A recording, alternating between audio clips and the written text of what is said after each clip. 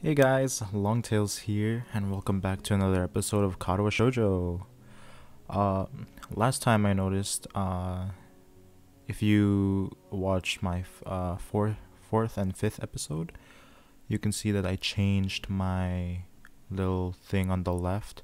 I can't really hover over it because of how it's set up, but as you can see Hanako and Lily on the left side of my screen, and it was such a coincidence that I met Hanako and Lily the same video I changed it, which is very interesting.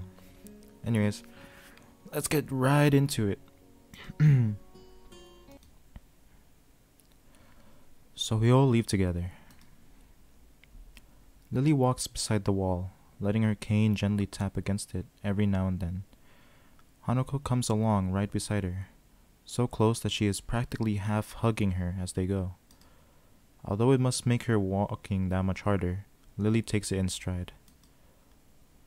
As we turn around the corner of the hallway, something hits me in the chest with the force of a steam train. Hanako shrieks a little and my vision briefly goes black. Oh my gosh. Ouch.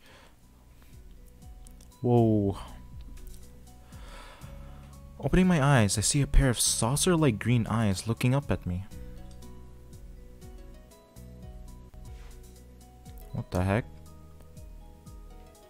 I've been noticing this for the past few videos, that my game sometimes freezes up. I don't know if that's because I'm recording or not, but hopefully it's not too much of a problem. They belong to the perpetrator, a short girl who bumped into me and has now fallen down onto the hallway floor. She wears a PE uniform and a very worried frown. The former strikes me as a rather strange thing to have on during a lunch break. More striking than that, though, is that she doesn't have legs. Oh yeah, I just noticed too. I was so worried about my recording that I didn't even notice. Or she does, but they are not flesh and bone. Her pale and very much flesh and bone thighs end in shins and feet made of some black metallic or plastic-like material. They look disturbingly artificial and unnatural. It almost makes me forget that my chest is hurting. The girl winces a little, rubs her nose, and jumps up. Aw, man. Hey, are you alright? I'm sorry about that, really. I wasn't looking where I was going, and you just came out of nowhere. Sorry. She's looking really apologetic, in the hurt puppy way of looking apologetic. I quickly forget about being angry or anything, since hurt puppies are my weak spot. It's okay, don't worry about it. Ouch. Oh god. I say that, but there's a stinging pain growing in my chest, and I know that this is about the biggest possible danger for my condition. Don't overexert yourself, don't forget your medication, and most of all, don't get hit in the chest. I try to rub my solar plexus to chase the pain away, holding my breath in an attempt to hear my heartbeat.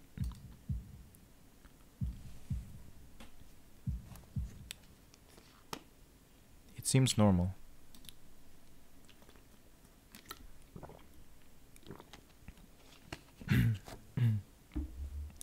Hey, should I get a nurse?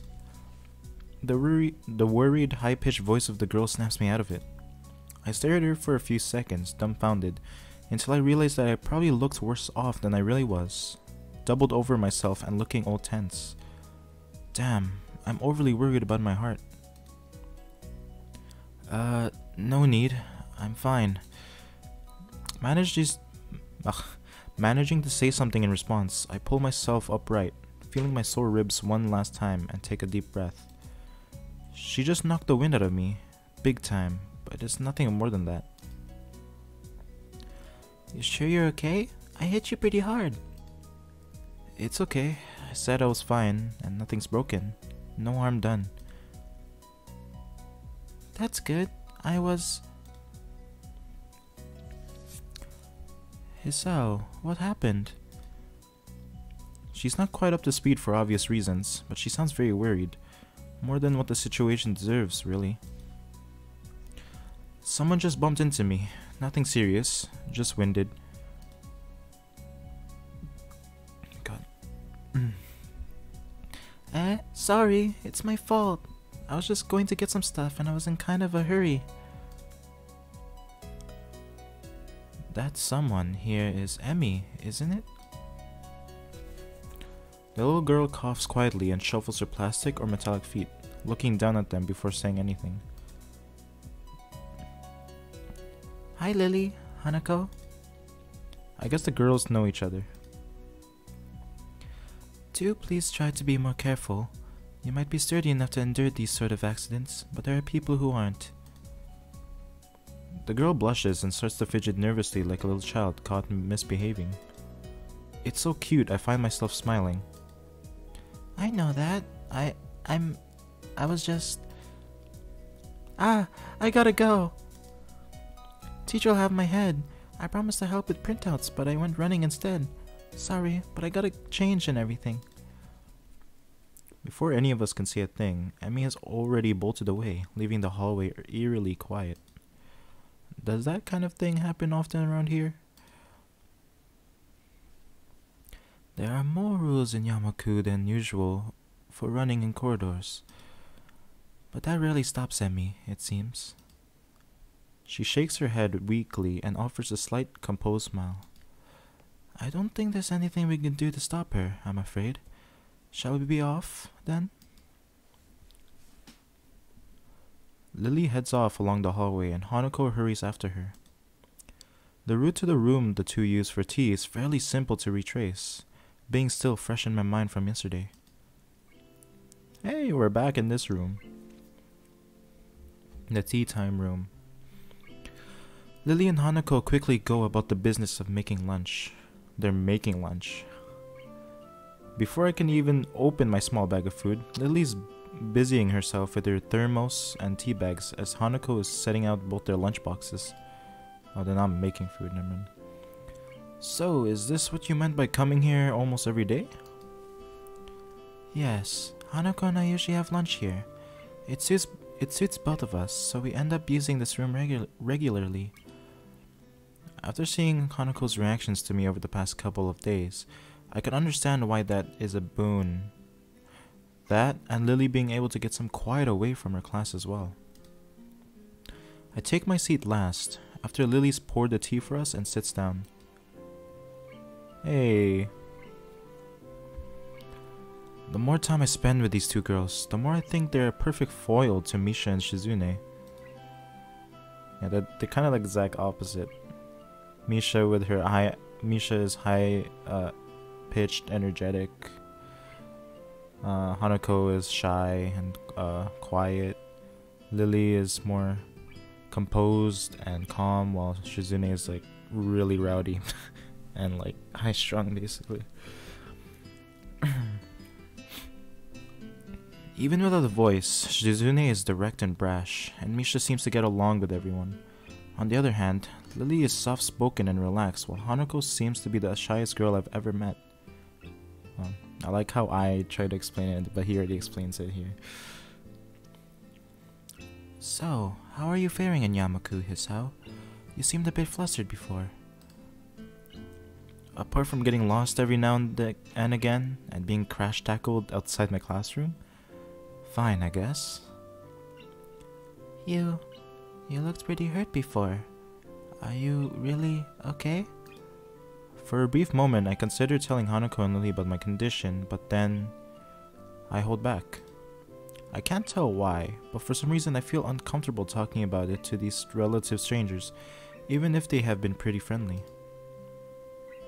Yeah, it's nothing. I was just a bit startled. Judging from the two girls' expressions, I don't think that they are buying it, but in what I assume is their way of respecting my privacy, they don't press the matter. I guess that is one of the unwritten rules around here. Don't ask.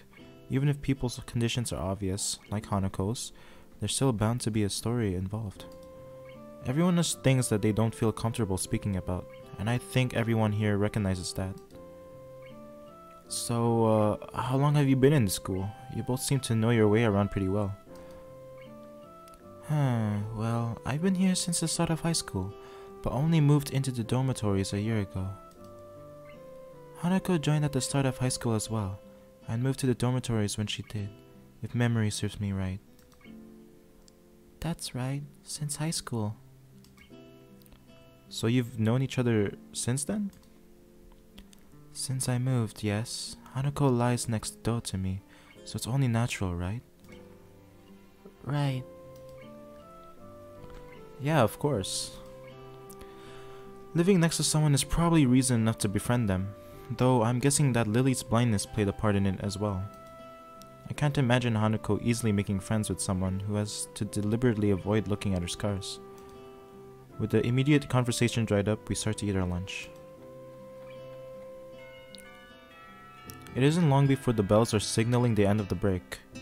Like me, the girls pack up their lunches as efficiently as they set them out. I guess I'd better be off. Are you going to go with Hisao, Hanako? Hanako looks up at me, and for a second, I can see that she is considering skipping class, maybe just to avoid walking to the classroom with me. Yes. I don't know what to think of it. Hanako really is delicate to the point of breaking, if looked at in the wrong way. It makes me a bit nervous too, but I push the feeling aside, trying to be as natural as I can.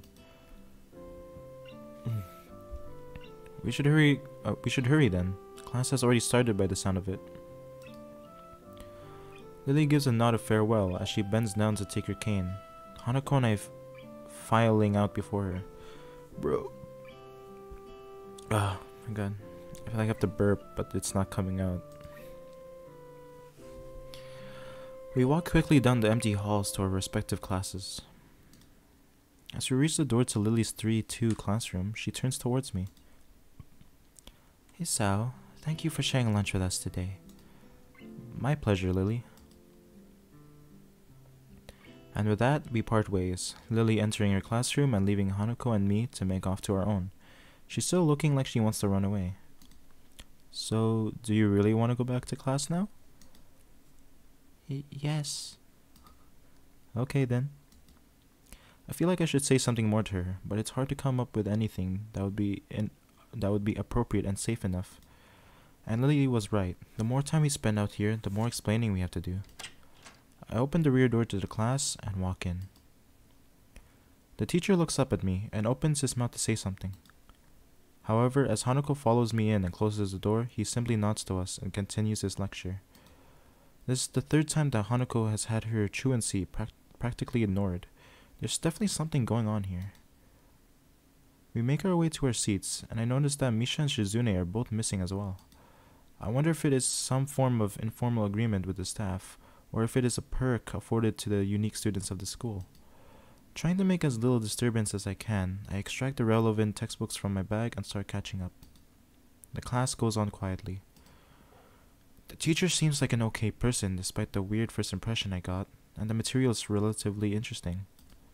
However, the way he teaches is really bizarre. It's as if he expects that everyone is a natural genius.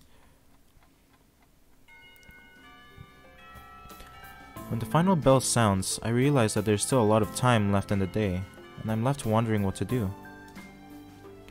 It's odd. At the hospital I had 24 hours a day of free time, but here's filling the considerably shorter hours feels difficult.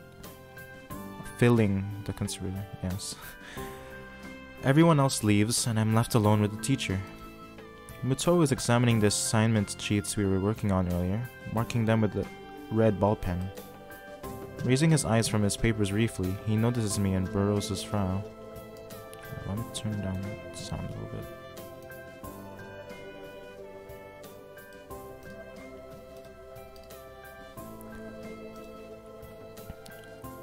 What is it, Nakai? I jump at him addressing me, but I guess it's natural to spark some conversation since there's nobody else around. Nothing. Thinking about what I do after school. The teacher slowly puts the cap on the pen he is holding and arranges his papers into a stack, clacking it against the desk twice. He seems very methodical, and for a brief moment, I'm reminded of Shizune, but the teacher's more unhurried and relaxed, much more routined. You have no plans? No, I considered joining a club, but don't know what kind of club would interest me. Go and observe a meeting of someone else's club. It might pique your interest. I guess. But I don't know how to continue from there. Muto looks at me in a way that makes me quickly want to take the words back to avoid a conversation. But I can't, so I have to forge ahead. I just don't know how to deal with people. I mean, the other students. I'm talking to people and everything, so it's not that I'd be isolated or anything.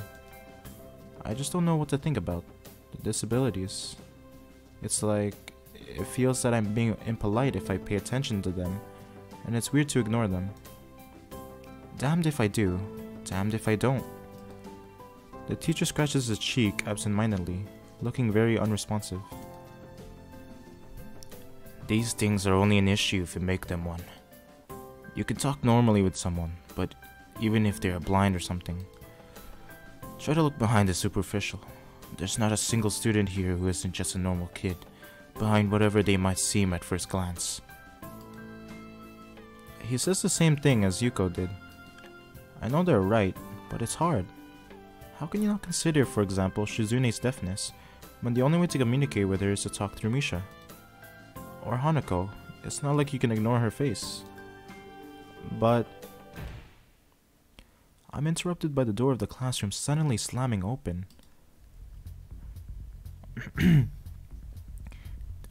Wait, my lips are too dry for this.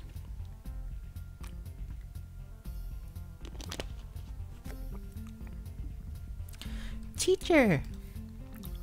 Misha crashes in, hands straight in an enthusiastic greeting, her voice loud and lively enough to wake the dead from their graves.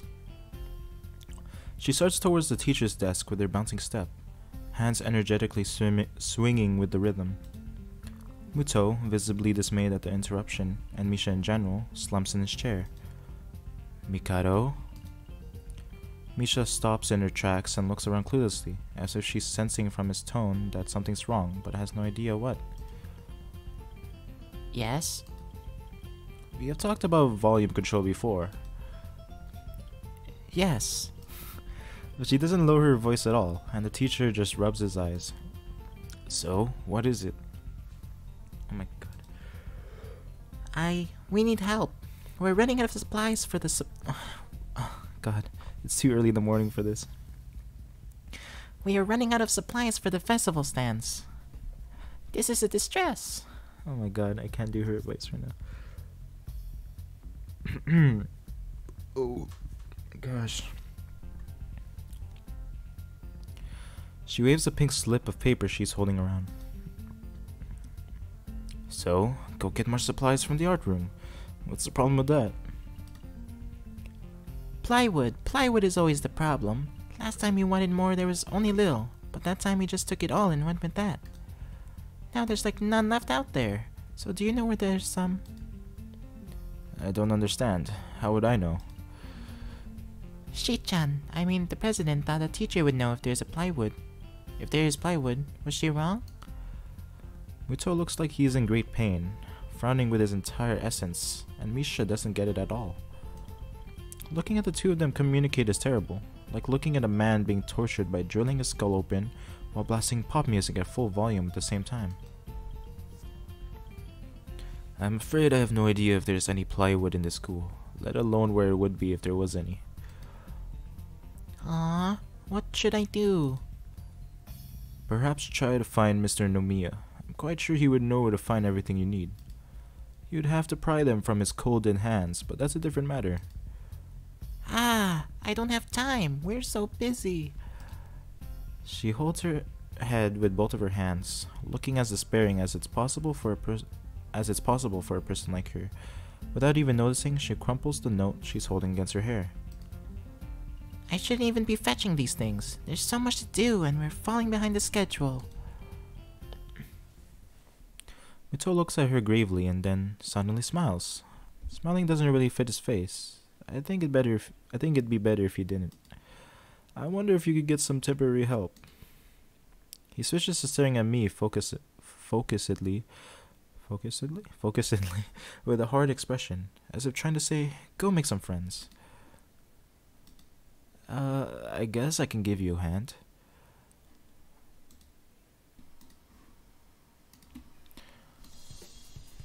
You can? Thanks, Hee-chan. You're really nice. She pauses, does a double take, and then points at me with her finger, yelping, "Ah!" and looks very puzzled. Come to think of it.